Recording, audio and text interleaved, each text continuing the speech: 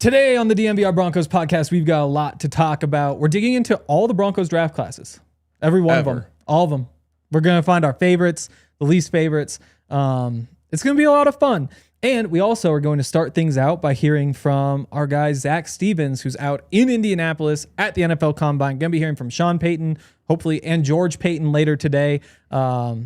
Stay tuned. We're going to get started in about 30 seconds.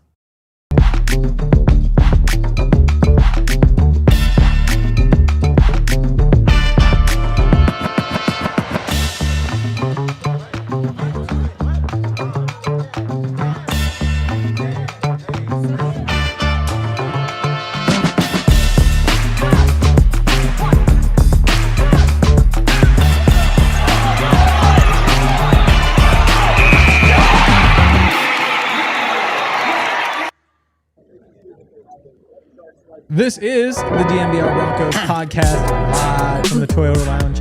And just right now, we get to jump straight in with Zac Stevens, who is here on the Xfinity mobile call-in line from Indianapolis. Imagine that. I'm imagining that there's a lot going on, though, because it sounds very talkative out there. What's up, Zac? Hi, Zac. There is a lot going on. How we doing, fellas? We are doing great. It kind of looks like you're on the floor of fellas, the it's New York I mean, Stock you guys said there's a lot going on, and that's what it feels like. It feels like I'm somewhere because in just the past 1 minute, about 4 head coaches have walked past, a couple of GMs have walked past as well. This is a hopping place right now, and just in a couple of hours, we're going to hear from Sean Payton and George Paton. That is awesome. I do have some important information to discuss with you. And I start by saying this. For Zac and I, who were born in the same year, right, this is the first year that we enter our mid-30s. And some people might call that middle-aged. And the reason I bring that up is to reference this tweet, Zac, from Ted Wynn, who says, "First night in Indianapolis and saw a middle-aged man in a quarter zip pee his pants and stumble in his hotel." Oh, no. Was that you? I was wearing a quarter zip last night, but I want to think that I was responsible last night. I think I got home at a pretty good time. But you know, the dangerous part about Sean and George speaking at 5 p.m. today was didn't really have to wake up for anything. But I don't think I woke up with wet pants. Okay. He doesn't think, but he doesn't know. I was expecting a more sure answer than that, but well, I hope you didn't, Zac. I think the big thing here is that though he may be by some definition, Zac doesn't look middle-aged. True. And so then he probably wouldn't be described that way. That is true. More likely to be like, for some reason, there was a high they probably would have been like a young child was stumbling home. You're right. Yeah, but it would have been a very different tweet. Yeah. There is one thing. Oh. Where I'm gonna have to send you a picture, guys. The big talking point in here right now is Tom Pelissero's hair. Oh. Is it bigger? He got a Ryan haircut, and you just didn't expect that from a guy like him. So Ryan, Tom Pelissero's copying your hair. Wow, more like Tom Pelissero. Right. Wow, there we go. Good, yep. RG would approve of that one. Nice. Oh, good. Yeah, that's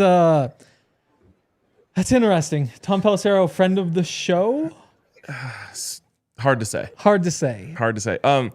Okay, Zac, I'm gonna ask you a question, and then because there's a delay, I'm just gonna expect you to answer it for a long time to cancel out the delay. So here is my question. Right. Considering you didn't stumble into your hotel with soiled pants last night, you probably heard some buzz around Indianapolis that you remember.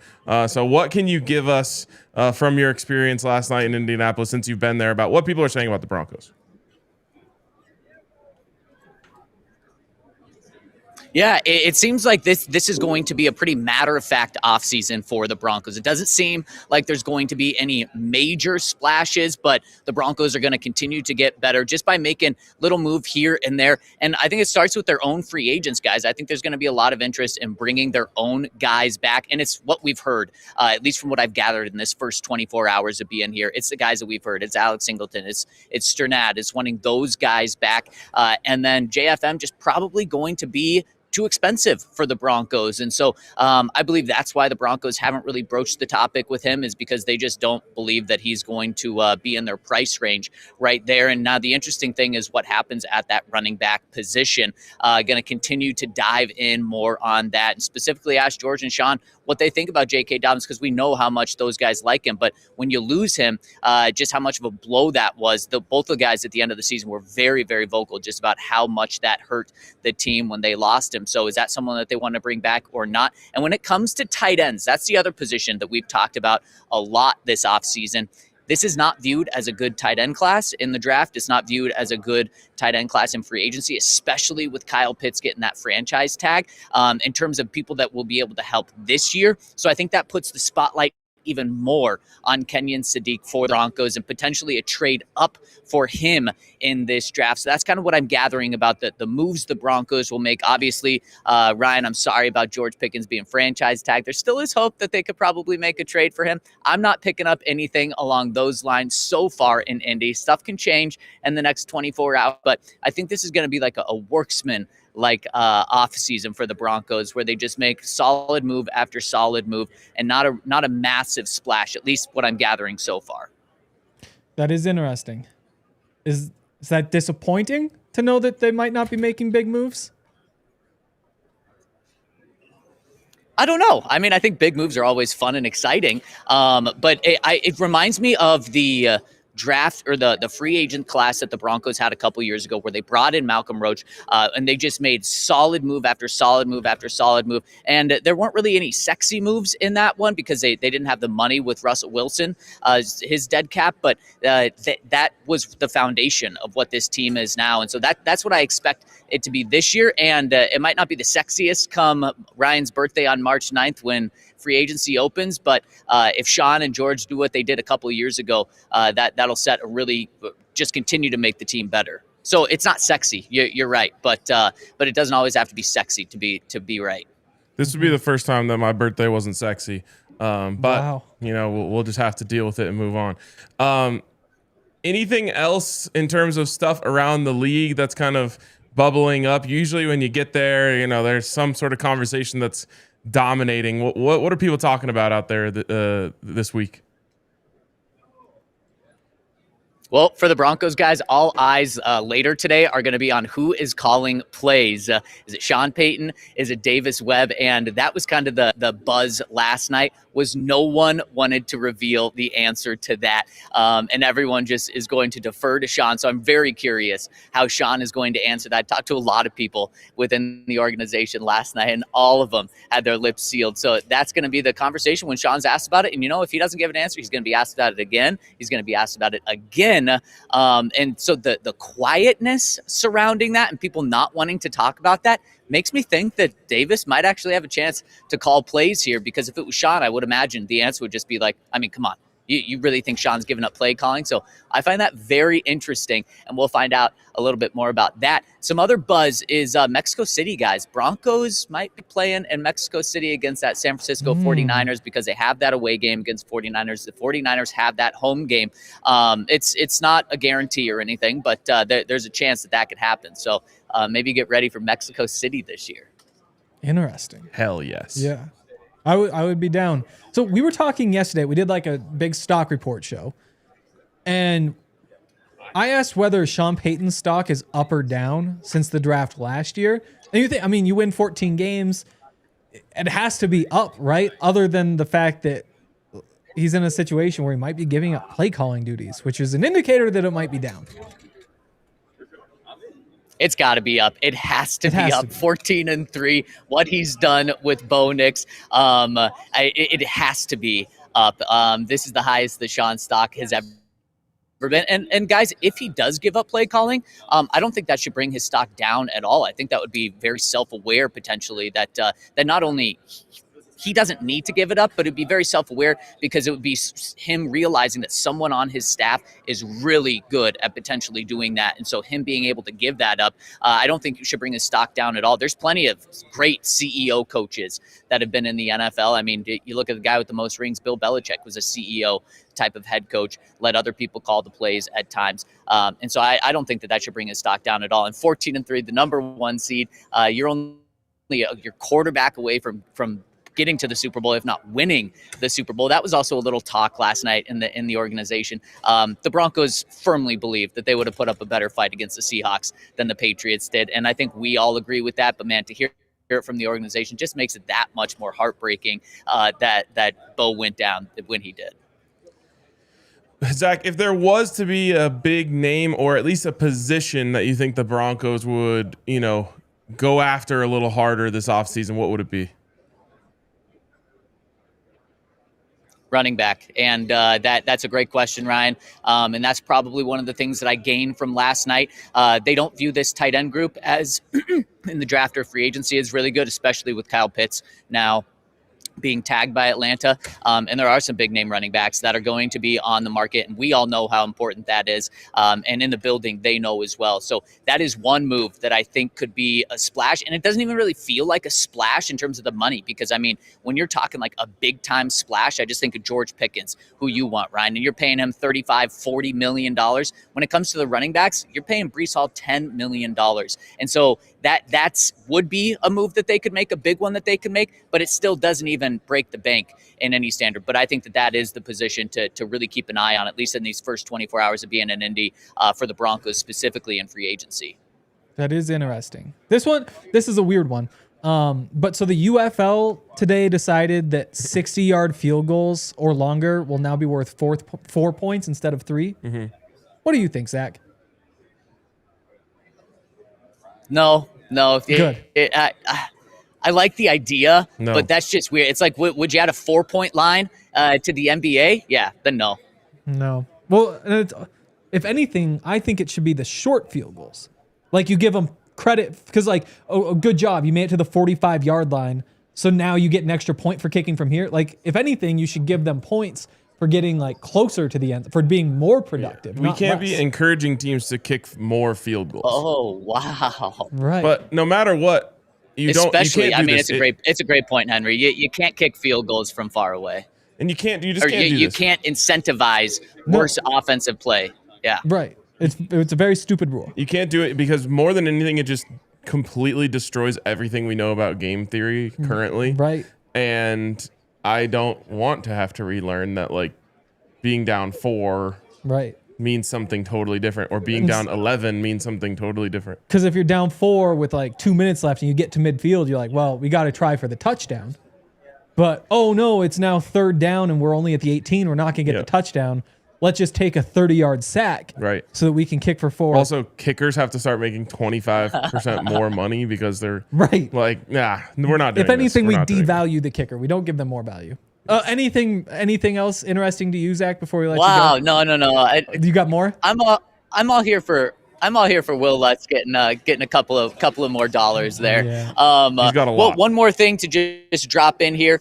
Starting to already kind of look at next year's class of free agents when it comes to the Broncos. And this time last year is when I knew they were going to extend Courtland Sutton. I knew they were going to give Nick Bonitto a contract right around $25 million a year is what I reported a year ago. That happened as well. And so now I'm starting to look at, okay, who's a free agent in 2027? And the guy that I'm hearing buzz on is Marvin Mims. I am feeling like he's going to get extended at some point in the next 12 months. I don't think they're going to let him hit free agency. And we know how the Broncos have done this with deals. They like to get these deals done before the start of the season. Now, nothing imminent. They're not going to do it right now, but he is eligible right now. I would expect a deal for Marvin in training camp, free agency, or in training camp preseason. What's interesting about that is how do you value him? Do you value him purely as an all-pro returner, which that would make good money? Do you add extra for the flashes he's had as a wide receiver? I think that contract is just going to be so fascinating because of how much room both sides have to argue on each side. But I do think that they're going to keep him here. And that's going to be a name that after we get through free agency and the draft that we're going to start focusing on. It is a weird one because so in the NFL, you obviously have the 4-year rookie contract, but for guys who aren't drafted in the first round, there are certain benchmarks you can hit to get bonuses in the 4th year. So if you're on the field enough, he hit the bonus for multiple Pro Bowls, which means he's actually getting $6 million this year in the 4th year of his contract, which is interesting in itself. Like it's non-guaranteed. So is he worth $6 million as a returner if you're not going to use him as a receiver? And the answer looking at the receiver market is, yeah, he is. But if that's kind of like a starting point, I don't know what Marvin is worth, but it makes sense to do the deal now, you would think, instead of waiting till after the season when he has a decent year, he could be worth $15 million. He has a good year, he could be worth $20 million. Yeah, I'm going to live in the brightest timeline where I decided exactly. the Broncos. If he does what he's done. Go ahead, Zach. The delay. Oh, if he does what he's done in short spurts for an entire season, guys, he's a $30 million receiver pretty easily. Mm-hmm. But we've only seen it in short spurts. And I don't think it's his fault by that at all. But if they try to use him that way, let's say they lock him up to a deal before the season and then he bursts out, man, he's going to be such an incredible value for the Broncos. And look, we've seen the Broncos do this and get incredible values on Pat Surtain, on Nick Bonitto, on Zach Allen, on so many guys by getting these contracts done early. And I think that's why they're going to take that exact same approach with Marvin this year. Yep, makes a lot of sense. I mean, he gets a chance to double dip too because he's so young coming into the league. You get the cheap couple more years, and then he can hit the market and go for big money. Thanks, Zach, for jumping on. And we'll hear from you a little bit later after we hear from George and Sean. I'm sure you'll have some great stuff coming to the timeline. I expect there to be a lot coming from later today. So, yeah, we're going to drop this as a mini pod. So stay tuned to that. It's also going to be a VOD on YouTube. Fellas, thanks for having me on. Yeah, thanks for coming on. That was Zac Stevens from the Combine on the Xfinity mobile call-in line. He gave us some stuff to talk about. We're going to jump into that here after the break. Our friends over at Surfshark.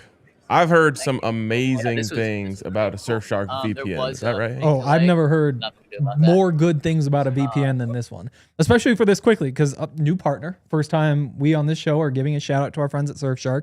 But we've been trying it out. Eric D-Line from the Nugget Show spends a lot of time in Serbia, including right now. And when you're in Serbia or most places that aren't America, a good VPN is very, very important. Huge. And he just keeps sending these crazy glowing reviews about Surfshark. So if you're in Serbia or other parts of the world, or also like us in America, Surfshark. Incredible reviews so far. Not to mention 30-day money-back guarantee, which gives you time to try it out before you fully commit. They've got 24/7 customer service, so you can get help all day, anytime you need it. So if you're looking for a VPN that you can trust, go to surfshark.com/DNVR Broncos. That's surfshark.com/DNVR Broncos and insert code DNVR Broncos to get 4 extra months at a risk-free 30-day money-back guarantee of Surfshark VPN. Also, shout out to our friends over at Taco Bell. Taco Tuesday, of course, as we all know. Taco Tuesday shirt on. Oh, wow. Yeah. That is a really good shirt. It's a great shirt. Wow, what a combo. I was upstairs. There was a bag from Taco Bell on the table, and I was thinking, I wonder if that's something that we all get to eat or not. I decided it's probably from when they recorded Taco Tuesday. And so then I thought, am I eating a burrito that's been sitting out all day? And the answer was surprisingly close to yes. Yep, because that's just how good Taco Bell is. Taco Bell's the best. They've got all sorts of different foods. You've tried most of them, but they're always coming up with new stuff, including their new limited time only chicken bacon ranch street chalupas. We've all been asking for it. And they finally brought to us 2 street-sized cheddar chalupas, shells filled with slow roasted chicken, flavorful bacon, all sorts of other stuff. And don't forget to add one of the new items from the Taco Bell Luxe value menu with 10 items for $3 or less. It's bold, irresistible flavor, crave-worthy items, unbelievable price. Nobody delivers everyday value and supports your hometown teams like Taco Bell. Live Moss at Taco Bell. Back into the DNVR Broncos podcast from the Toyota Lounge. We've got a sale going on. So if you guys want to become a diehard, read all the stuff from Zach at the Combine today. There's a whole lot going on. Now's the time to sign up because of the Combine sale. $36 for a year. You get the free shirt. You get all sorts of perks. Sign up. You can't combine sales, but you can combine sale. So true. Right. I got interrupted by Zach when I was talking about the brightest timeline for Marvin Mims. So I want to quickly. Right. The brightest timeline is that the Broncos have been purposefully underutilizing him for the last 2 years to then get a discount on his extension.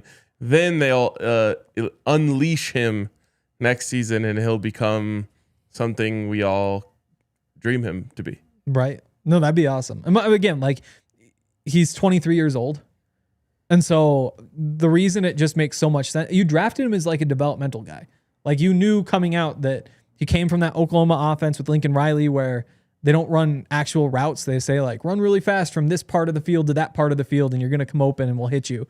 And so when you come from that offense, it's just going to take time, especially when you're as young as he was.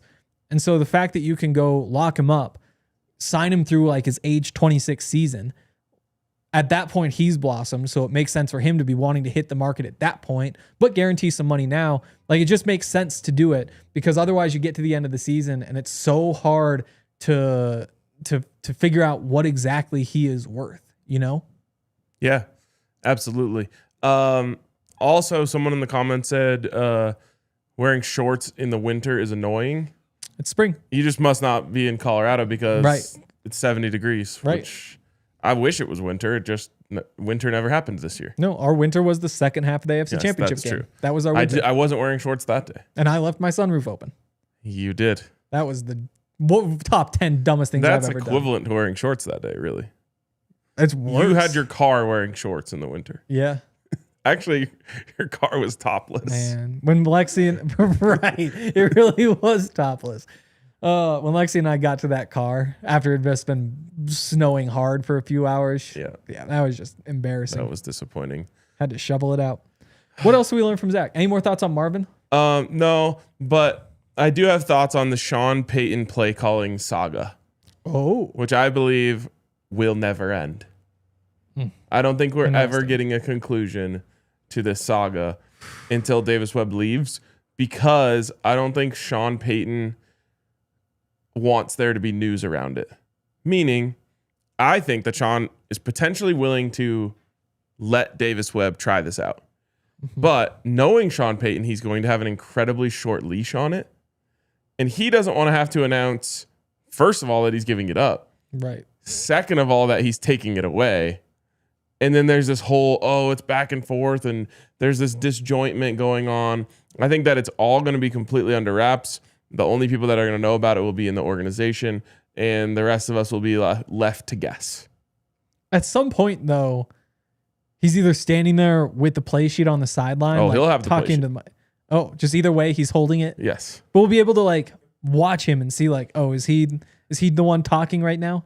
But it might change by play. He might jump in and override it. I think two play callers I hate.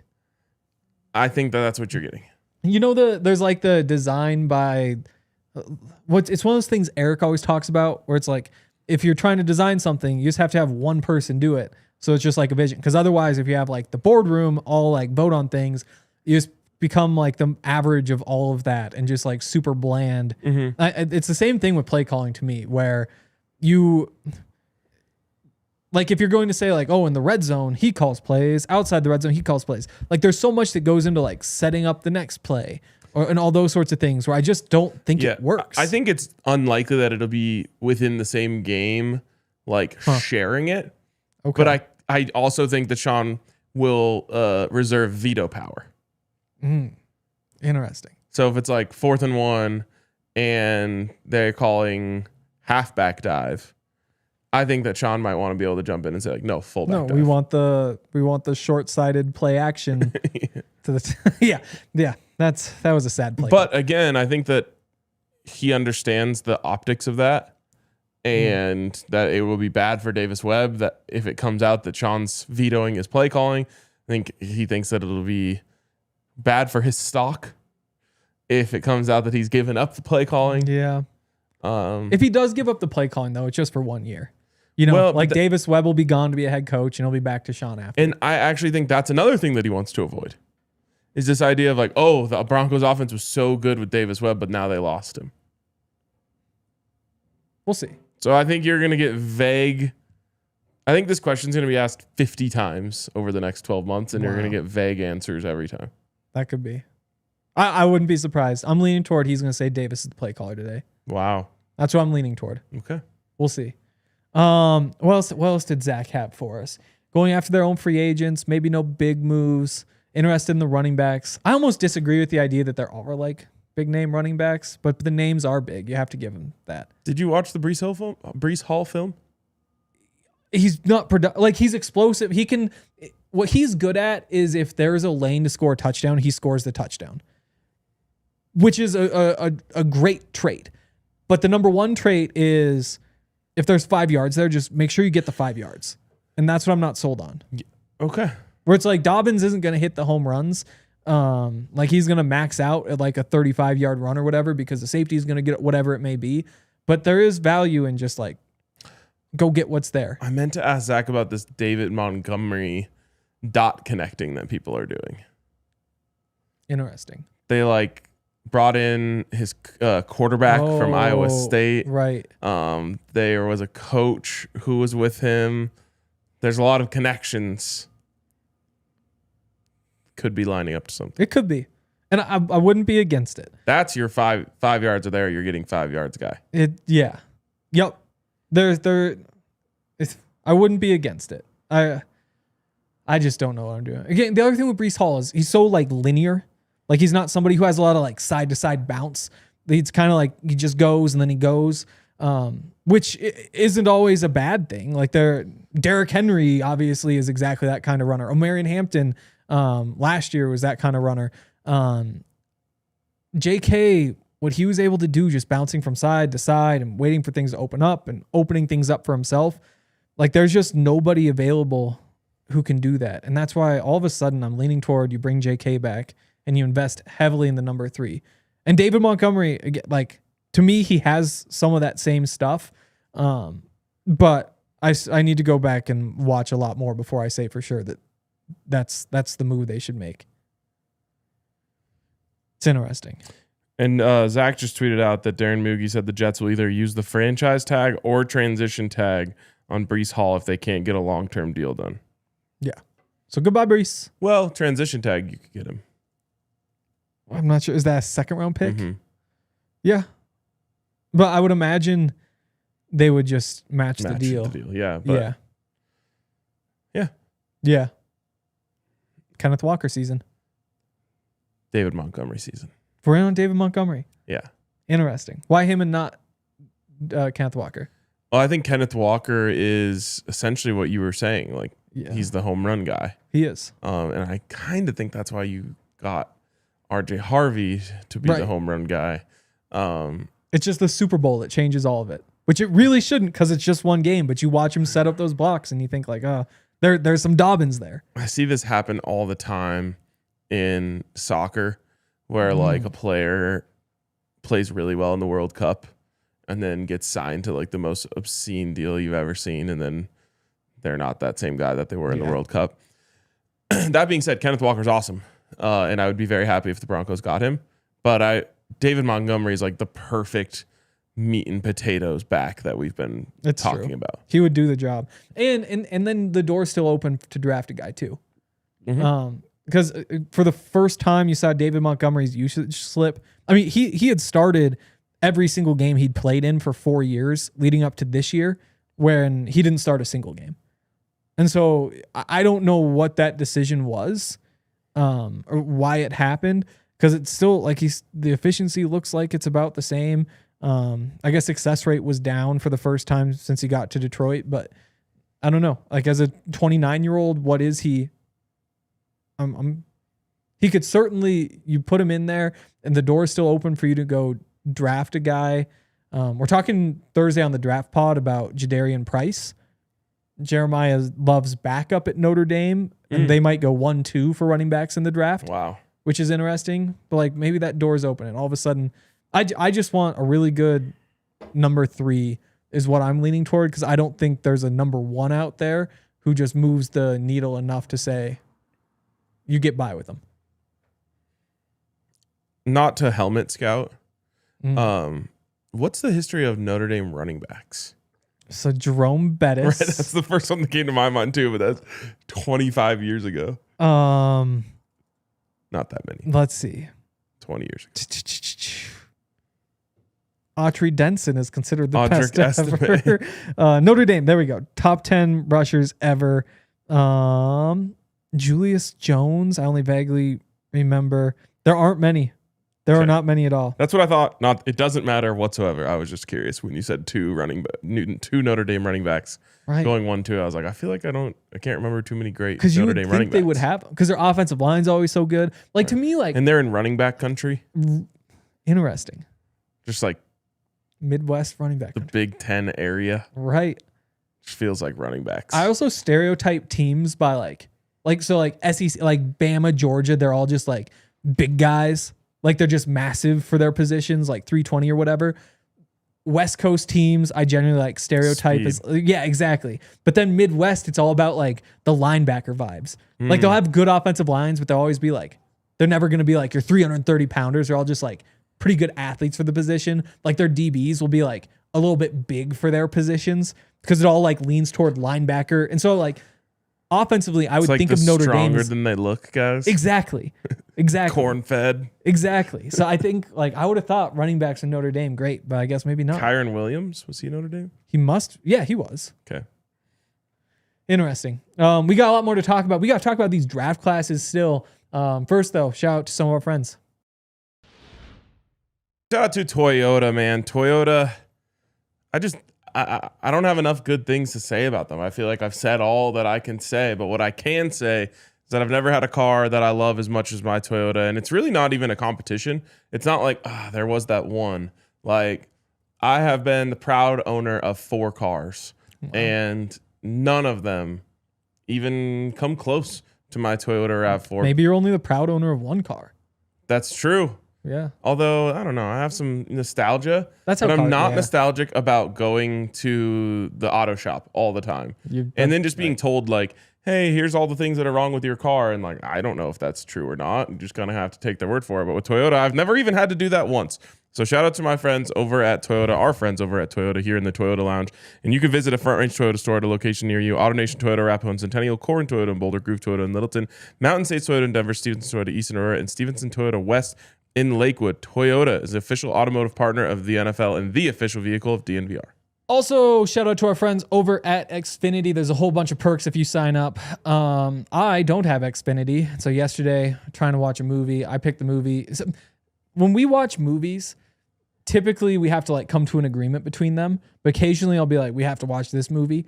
And it'll be like, she'll really like it. And so then I kind of get a leeway to pick more movies. Unfortunately, last night I ruined my hot streak and she couldn't sit there for more than about 40 minutes. Tough. Which is a shame. But the worst part was it was struggling to load at the beginning, which is not a thing that should happen in 2026. But it's what happened because I don't have Xfinity. Xfinity is the best. They've got smart, intelligent Wi-Fi. Fix that. No, I really should. I might be on the phone later today. Best part is you get to keep the same internet for 5 years. It's awesome. There's no annual contract, no hidden fees. You get all their best equipment. And like you said, you can lock in your price and unlock the possibilities with Xfinity. Learn more at Xfinity.com. Xfinity, imagine that. Select plans only. Restrictions apply. Back into the Toyota Lounge for the DNVR Broncos podcast. What movie did you watch last night? That's what the comments want to know. There Will Be Blood. Is that assuming that's a horror movie? No, it's like a Western movie from 2007, which is why it was initially acceptable because anything before 2000 is a tough sell. Yeah. Those are the good movies. Because before that, so we had watched The Green Mile, which she wasn't sure about. We don't have too much time for this. Okay. Which was a great movie though, which sold her on it. But that's like a 3-hour movie, isn't it? It is. Watched it in two sittings. Right. Which I hate, but has become kind of the only way we can watch a movie. Okay, I have a take on this. So first of all, one of my buddies just had a kid and he's been telling me about how he does half movies now. And I'm just like, I don't know. But I actually do love a start a movie Saturday night, finish a movie Sunday morning. Oh, interesting. It's kind of a vibe. No, because the reason we've been watching movies is because there's been no sports. Yeah. Because there's no Avs or Nuggets. And so all of a sudden it's like, what do we do? And so you can start a movie at like 7:00. Yeah. I watched a whole series, very rare for me, called We Were Liars. Huh.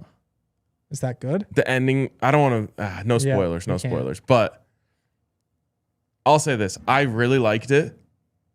I wish I never watched it. Really? Yeah. Which might be a good selling point. I know. I have to decide whether to watch it and ask you what that means, or just decide I'm never going to watch it and ask. Okay. Yeah. I have one last thing on what Zach said. I think the Broncos going to Mexico City would be so awesome. I have always wanted to go to Mexico City. Dead ass. Yep. One of the best food cities in the world. I love Mexico. I love the Mexican people. And the food? I love the food. I love that the Broncos are trying to like expand their fan base more there. Mm-hmm. There's an incredible Hispanic community of Broncos fans. Mm-hmm. And I really, really hope we get that. Okay. I hope so too. That's all I have. Okay. Draft classes. So I'm thinking one of the things people say is that it takes like 4 years to figure out whether a draft class is good. You kind of have to go through the rookie contract. And so usually there's a draft class, and then after a year, we spend 5 minutes saying, well, these grades aren't really final and we don't really know, but then we give the grades anyway. So I feel like we're doing a better job being responsible by saying we're just going to grade them all. We're going to start with the most recent and admit that these are probably going to change. But as we get back a couple, 2, 3, 4, maybe we'll have time to go back 5 years, the grades for some of those are kind of set in stone now. I agree. Yeah. It's like they get more accurate the further we move back. Exactly. So we'll start with last year's class, which, as we have to say, it's too early to give out any grades, but starts with Jahdae Barron, which is interesting. Second round, you go RJ Harvey. Third round, Pat Bryant. Third round, Savion Jones. Fourth round, Quandarius Robinson. We call him Q. This is Quandarius. Sixth round, Jeremy Crawshaw. Seventh round, Caleb Lohner.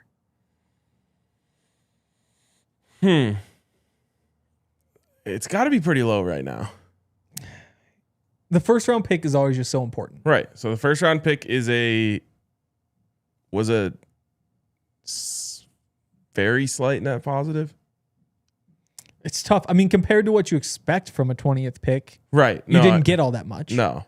But based on like if where you got that out of a a fourth round pick, you'd be really happy. Right. I don't look at Jahdae. So I guess we got to go back to draft day. On draft day, I thought Jahdae is probably a career nickel. There's a chance that he fits at safety and can get a few more snaps. There's a chance he gets to the boundary. But pure nickel is where he stands. I don't think that has changed. I think that he's generally looked all right. I think there were a couple botched coverages early. It's funny how that works, though, where it's like you mess up a coverage. And so next thing you know, Alex Singleton is the guy who's like chasing the uncovered receiver. And so people are like, well, he's terrible. But really, it's the rookie who screwed up. There were a couple of those in there. But as the season went on, you didn't see any botched coverages down the stretch. You also, he got a lot of work covering tight ends, had the pick on it once, but also got beat by those tight ends a little more than I would have liked. So, especially considering we're kind of strapped for time here. Right. I just have to look at this pick in a vacuum. It's at best a C. Yep. So let's just start there for the base of this class. Then you go down. I would say RJ Harvey 60th pick. He exceeded expectations. Yeah. I went through the numbers. There've been something like 60 something, 80 something running backs drafted between 55 and 65 since 2000. I think was the number, or since the 17 game season or 16 game season, which helps a little bit. And in fantasy points, which is just total production, combines your touchdowns in there. It's a weird way to look at it, but it's a way to look at it. He was like 8th, I think. Yeah. It's better than you expect B+. for what you got. Totally. Pat Bryant, Savion Jones in the third round. Between the two of them, I would say B+. Pat Bryant doing a lot of the work, but if you bat 500 on your third round picks, you feel pretty good. And Pat, I think, could be excessive. Yeah. Just because Pat felt like he was there, true, but never really got there. That's true. Flashed for sure. Fourth round, Q Robinson. Flashes. Yeah, definitely had flashes, which I think for a fourth round pick is pretty good. Yeah. Sixth round. Okay. I go B- there so far. Yeah. Jeremy Crawshaw in the 6th. You got a solid punter for a 6th round pick. Solid. Yeah. C+. Caleb Lohner in the 7th. You don't expect to get anything at all from your 7th round pick, which is what they got.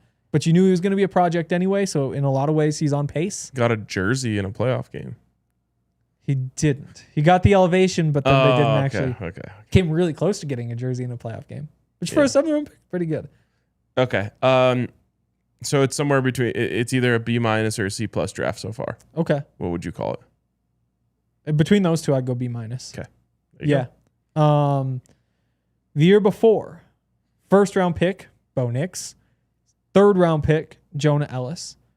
4th round pick, Troy Franklin. 5th round pick, Chris Abrams-Drain.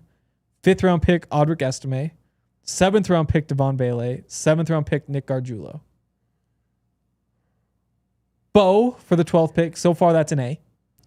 Plus. A+, okay. 3rd round, Jonah Ellis.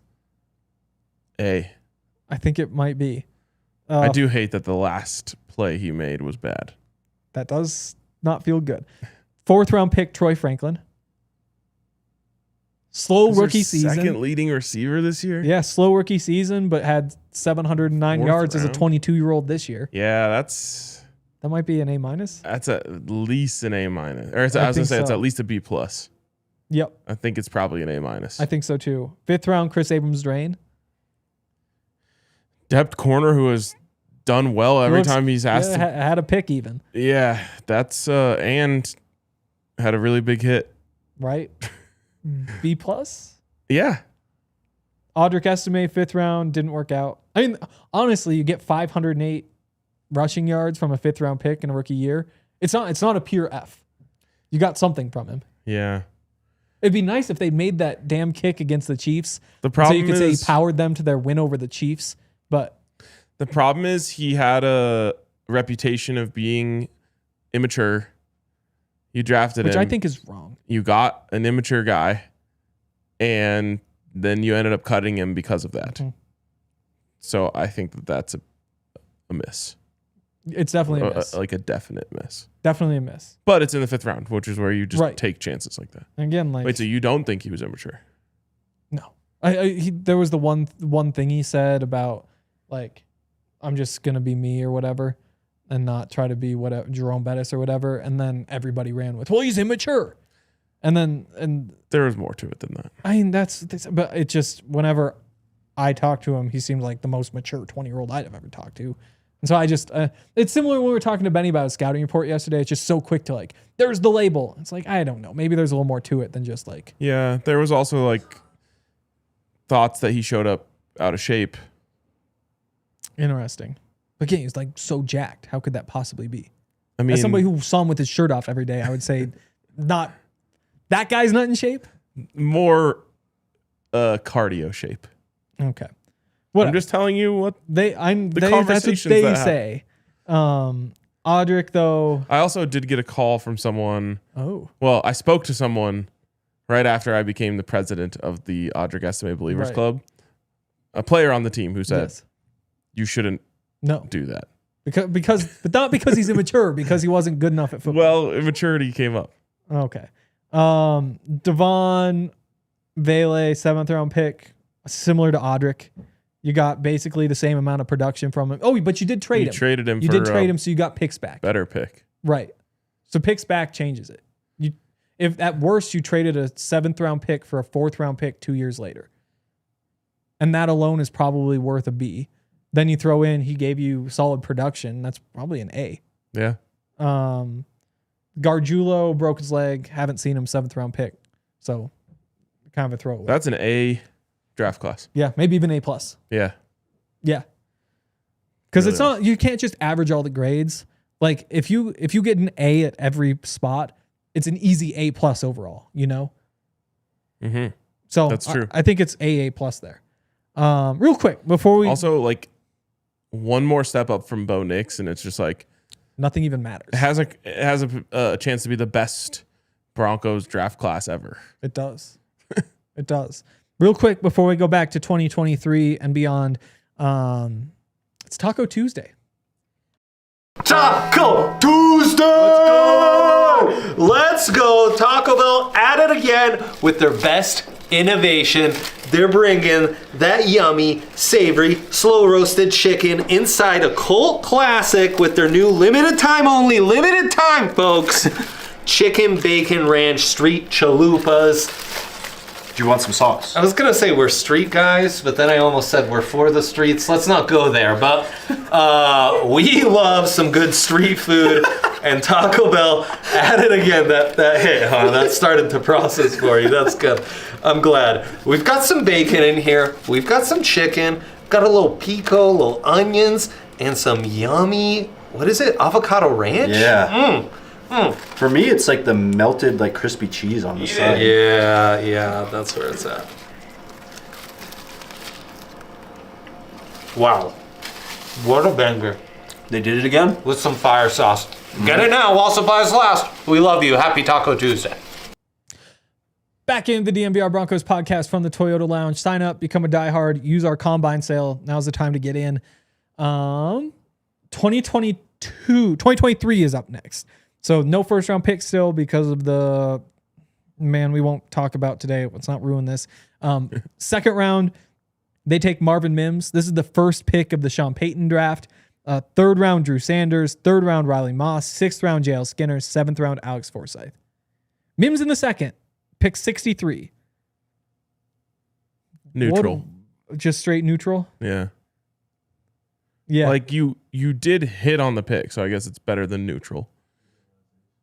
You got a Pro Bowl returner. Mm-hmm. You got a player who people are really excited about. As he continues to grow.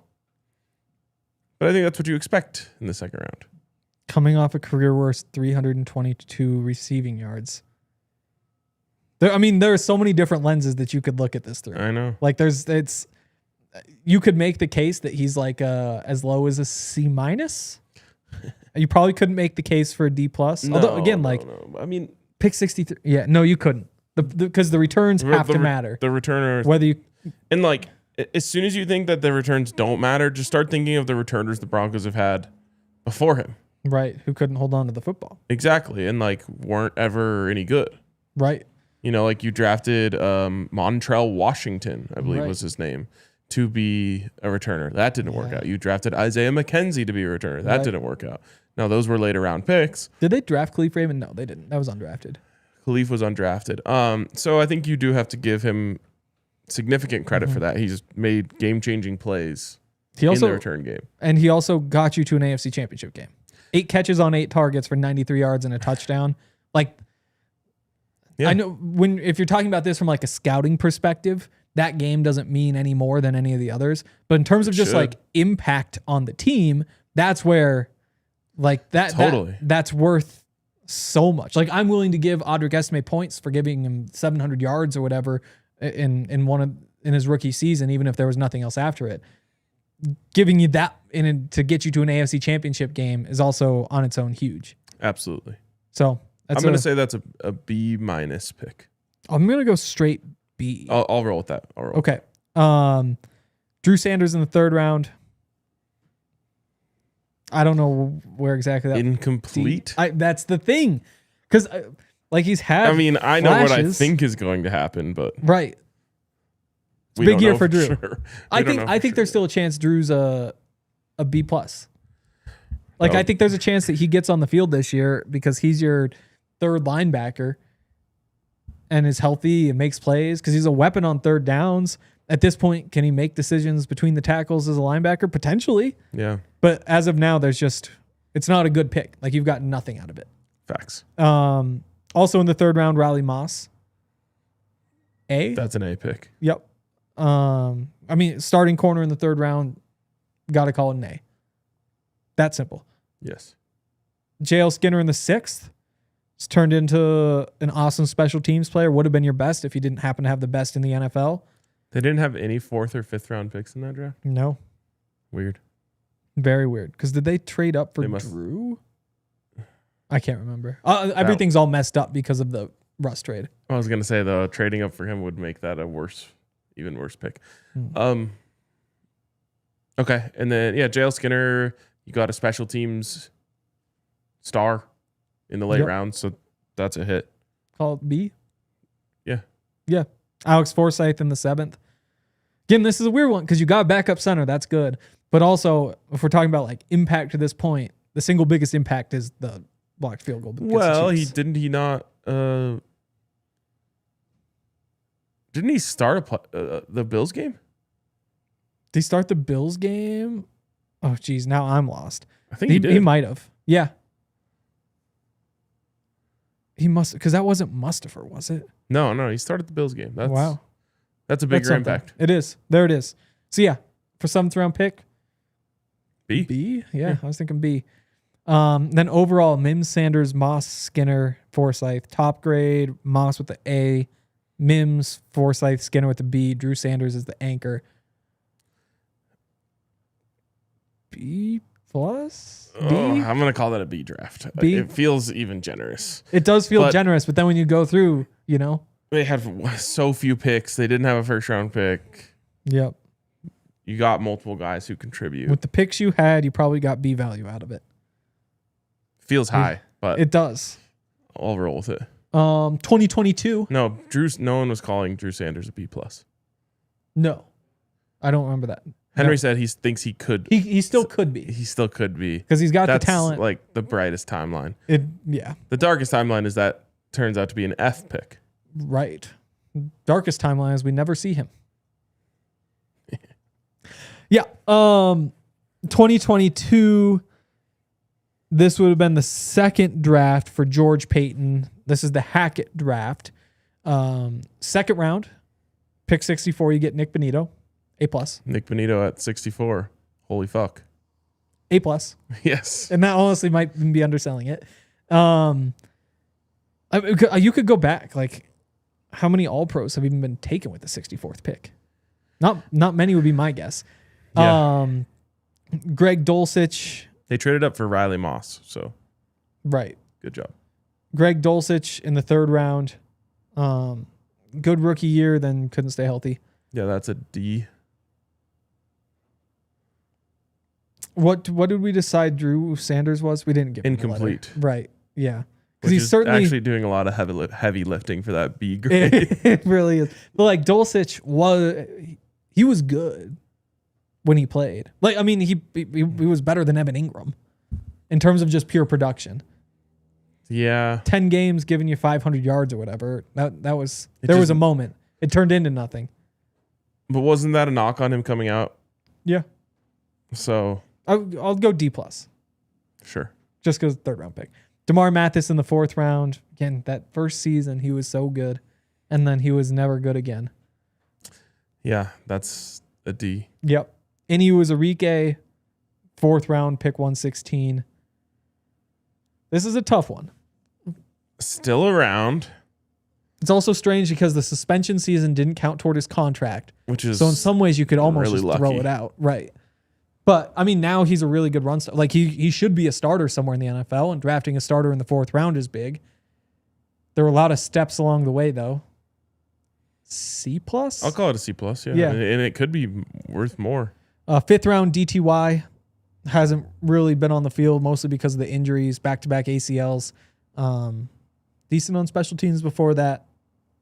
D plus? C, B plus? It's either incomplete or Right. a C minus to me. Yeah. Montreal, D plus is Washington. fine. Montreal, Washington, 5th round. Which someone points out in the comments, Jose points out in the comments, 1 pick ahead of Kyron Williams. Kyron would have been good. Kyron might have been better As just a punt returner? Yeah. Like you could just use him how Montreal was used and he'd be better. And then you throw in he can actually run the football and add more. That's pain. Yep. Luke Wattenberg in the 5th. So wait, though. that's an F. Yeah. Luke Wattenberg in the 5th. A. Finally. Yeah. Yeah. Matt Henningsen in the 6th. Man, he might be the guy I feel the worst for on this entire roster because he was like starting games for the Broncos. And then they just got so deep on the defensive line that he's been top guy in the practice squad. And then this year was just hurt, so never got the elevation. But like he has provided good depth, but it just hasn't really mattered because you've been so healthy. right? Like if your 7th defensive lineman is a 6th round pick, it's almost a good use of it. Yeah. And the fact that he's still around. And he gave you a little something off the start. B-. Let's go C. Okay. Faion Hicks. Did they traded him almost immediately? Yeah. For plus value. Yeah. So in this class, you've got Wattenberg and Bonitto. And then you got Uzurike still around, kind of doing stuff. Again, it's how much does Bonitto at 64 skew this? And Wattenberg. I mean, if you told me Wattenberg was your 3rd round pick. You got 2 guys who have been extended. Yeah. That are plus starters for you. Yeah. One's an all-pro. B+? A-? I mean, think Nick Bonitto. I kind of think you have to put an A grade on this. I think you kind of have to. Yeah. And that's the thing that you have to think about with these draft classes. It's really can you hit big in the early rounds? And sure, if you hit big in the late rounds, that's even better. But like hitting big in the early rounds and getting Nick Bonitto with your first pick of the whole draft and actually getting a star out of it when it kind of looked like you passed up on your ability to get a star in this draft to get Russell Wilson is a franchise-altering pick. So what if I told you they had instead traded their top 3 picks? So they trade pick 64, pick 80, and pick 115, gets them up to like the end of the 1st round. Use that to take Nick Bonitto. That's still an A. Yes. And so you can just even Nick Bonitto cancels out Greg Dulcich and Damari Mathis at least, and then you hit Uzurike. That's so true. So it's an A. That's an A. Wow. Okay, we got time for one more. We'll go back to 2021. This is the first George Payton draft, right? Because he passed on Justin Fields. No. Yeah, he did. He was the one who passed on Justin Fields to take Pat Surtain. Everybody up in arms at the time. Pat Surtain at pick 9. A+. Yeah. What more could you have asked for? On track to be a first ballot Hall of Famer. Yeah. On track to be the best corner ever? If we're talking about the track. Certainly in the conversation of being on that trajectory. In the conversation of being on track. yeah. I'll allow it. Can't argue with that. So pick 35, Javonte Williams. Huh. Played 70 games for the Broncos over 4 years. So gave you... Oh, no. That's not for the Broncos. That's including this year. So 54. Gave you about 13 games per season. So the injury tanks a little bit, but not by much. He was still out there a lot. He just wasn't good after the injury. Right. But was good before. Yeah, I mean... If he was picked 64 instead of 35, I'd say easy B. Yeah, the thing for me is you also kind of did what you're supposed to do, which is draft a running back, run them into the ground, and unless they're a superstar, let them go. And now, he's bounced back, and I wish we had him last year, to be honest. But it's probably just a net neutral for me, a C. Yeah, probably C. You get pick 35 is just like, even if it's 45, the value there. But that's almost a first-round pick. So I might even go C-. C. It's right around there. Yeah. Quinn Miners in the 3rd round, that's an A+. You got the best guard in football at pick 98. That's ridiculous. Double A+. Yep. Baron Browning in the 3rd round. Again, had some flashes. Had moments where it seemed like that was going to be another huge hit. Totally. Yeah. And then traded him for a 6th round pick. So you got something back. As a 3rd rounder, you did hope for more. C-. Yeah, it's a C-. Caden Stearns and Jamar Johnson, 2 safeties in the 5th round, didn't work out. Caden Stearns was going to be good, I think. He was. 6th round, Seth Williams. Got nothing. Receiver. Yep. Kerry Vincent in the 7th, nothing. Marquise Spencer in the 7th, nothing. Also in the 7th, Jonathan Cooper. Is that the 3rd A+ of the draft? Like, I think it is. Yeah, sure, in the 7th round. Because again, like, if you do this, if you say like, okay, you trade Quinn Miners with both those 5th, the 6th, and both the 7th that busted, you get that from pick 98 up to like pick 65, maybe. Yeah. Still an A+ pick. He's the best guard in the NFL. Yeah, I mean, this draft class was a big part of the reason the Broncos played in the AFC Championship this year. Yep. I mean, that's an A+. Absolutely. You got 3 starters who have been extended. Oh, wow. I mean, those are good draft classes. I don't even think that we're like and orange-colored glassesing this. How many has Quinn made an All-Pro? Oh, yeah. He's 2-time first-team All-Pro. I mean, he is like solidified best. So you got 2 top 5 players at their position. We got 2 top 1. Top 1? Like, it's indisputable for both of them. Okay. Yeah. At least 2 top 2. Which one? Quinn. But like, he's the first-team All-Pro twice. Like, he was voted. Back-to-back years, he's the number 1 receiving vote getter in All-Pro voting. Yeah. Like, there is no dispute. Okay. I won't be the one Don't to try dispute. to Chris Lindstrom me. Yeah, that's and then you got Jonathan Cooper in the 7th round. Yeah. Who is a stalwart on your line. Yep. Yeah. 31 sacks in the 7th round. Doesn't even matter the time span. That's a great pick. Yeah. That's a hell of a way to start your career with the team. So the worst draft of the era was this year's draft. And either that or the Marvin Mims, Drew Sanders, Riley Moss draft. We gave that one a B. Well, in this year's draft, it's just too early. Yeah. And that's why you say that's the worst one. But I wouldn't be surprised if we look back and say RJ, Pat Bryant, Jahdae Barron, Q Robinson, and your punter. Totally. That could be an A by this time next year. And I mean, think about how we were talking about like the Nick Bonitto draft 1 year after it, or right. I mean, yeah, or even the Bo Nix we liked as a rookie. Yep. But then you hit like Jonah Ellis, some flashes. Troy Franklin wasn't all that. So at the very least, George Payton has earned the benefit of us waiting at least another year before we judge last year's draft class. Right. All right. That's going to do it for today. We're going to hear from George Payton, Sean Payton later today. If something crazy happens, we'll talk again next night. So be on the lookout for an emergency pod if there's something we learned that's worth it. And if not, we'll be back tomorrow to talk about a whole lot of news that's going to be coming in today. And I'm sure Zach will have a video posted to the channel later today. Yep. And on the website and all that sort of stuff. Thanks, everybody, for listening. We'll be back tomorrow. God bless Bo Nix. We all silly like the mayor.